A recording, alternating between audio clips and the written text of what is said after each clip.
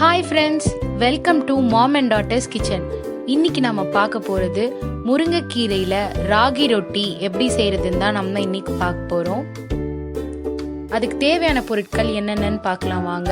Ragi 1 cup, cumin seeds 1 spoon, சோம்பு 1 spoon, ginger, green chilli 1, curry leaves, small onion 1, முருங்கைக்கீரை, coconut. இப்போ ஒரு பாத்திரத்துல எண்ணெய் ஊத்திக்கலாம். ஜீரகம் சேர்த்துக்கிறேன். இப்போ 1 ஸ்பூன் சோம்பு சேர்த்துக்கிறேன். ஜிஞ்சர் சேர்த்துக்கிறேன். பச்சை மிளகா குட்டி குட்டியாக கட் பண்ணி வச்சிருக்கேன், அது சேர்த்துக்கிறேன். இப்போ கறி லீவ் சேர்த்துக்கிறேன். இப்போ நல்லா வதக்கிக்கோங்க. இப்போ இதில் சின்ன வெங்காயம் சேர்த்துடலாம்.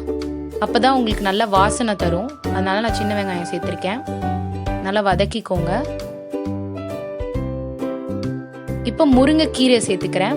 நல்லா வாஷ் பண்ணி வச்சிருக்கேன். அதை சேர்த்து இப்போ நல்லா வதக்கிக்கலாம். தேவையான அளவு உப்பு சேர்த்து நல்லா வதக்கிக்கோங்க. இப்போ தேங்காவை நல்லா துருவி வச்சிருக்கேன், அதை சேர்த்துக்கிறேன். தேங்காய் பூ நல்லா வதக்கிக்கோங்க.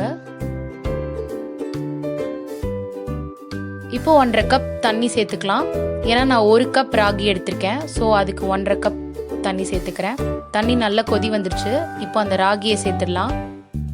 நல்லா இந்த மாதிரி அடுப்புலேயே நல்லா கிளறி விடுங்க. நல்லா மாவை நல்லா கிளறி விட்டுக்கோங்க.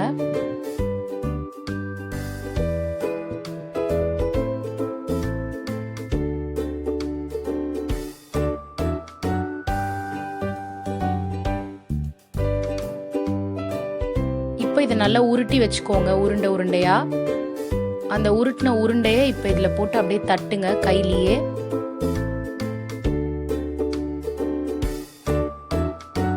இப்போ தோசைக்கல்ல எண்ணெய் ஊற்றி அதை சேர்த்துடலாம். ஒன்று ஒன்றா போட்டுக்கோங்க. நெய் சேர்த்துக்கோங்க மேலே. நெய் இல்லைன்னா எண்ணெய் கூட சேர்த்துக்கலாம். இப்போ இதை திருப்பி போட்டுடலாம்.